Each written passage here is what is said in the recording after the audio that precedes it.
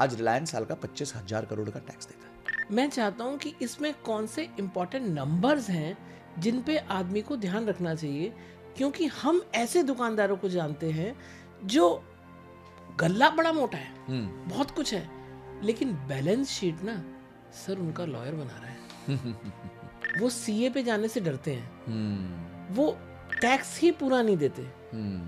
उनके जो लॉयर हैं वो इनकम टैक्स और सेल टैक्स के जो वकील हैं उनकी सेक्रेटरी के फोन आते हैं कि सर लास्ट डेट आ गई है, आपने इस बार आईटीआर फाइल नहीं किया, आपकी सेल टैक्स की डेट निकल जाएगी।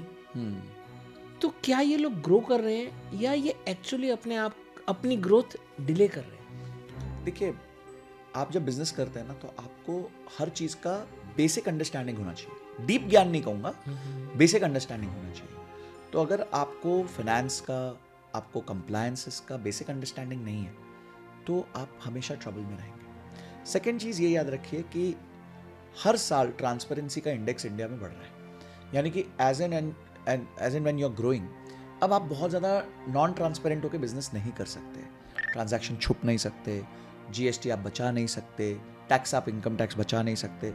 जितनी आप कोशिश करोगे उतना आप अपने आप को वल्नरेबल बना रहे हो सरकार की नज़रों में, क्योंकि जो चीज़ें आप सोच सकते हो वहाँ सरकार में ऐसे बहुत लोग हैं जो ये सोच के करके बैठे। ठीक है, अगर आप सोच पा रहे हो एक छोटा व्यापारी होकर, तो आप सोचिए सरकार नहीं सोच पा रही है कि जो आप सोच रहे हो। ठीक है, तो जिस दिन ये अनअर्थ होगा उस दिन बड़ा अनर्थ हो जाएगा।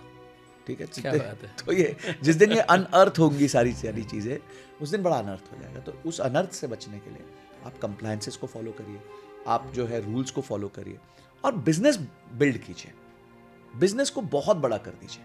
तो ये नंबर्स मैटर नहीं करते। देखिए, टैक्स की चोरी करने से इस देश में तो कोई व्यापारी बड़ा नहीं बना। जितने भी व्यापारी बड़े बने हैं वो टैक्स देके ही बड़े बने। आज रिलायंस साल का 25,000 करोड़ का टैक्स देता है।